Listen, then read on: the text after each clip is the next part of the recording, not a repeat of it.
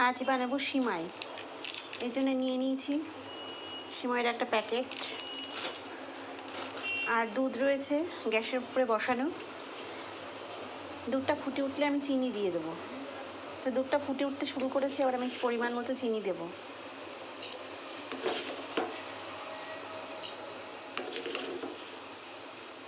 যে যেমন মিষ্টি খাবেন সে অনুযায়ী চিনিটা এখানে ব্যবহার করবেন।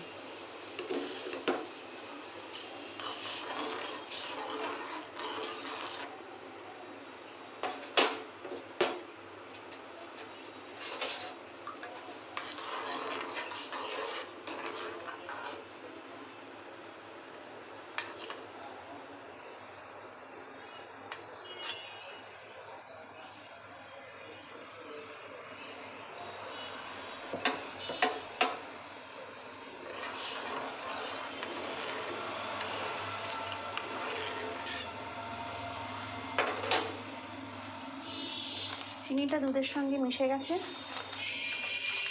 এবার দুধের মধ্যে সিমুইটাকে দিয়ে দেবো।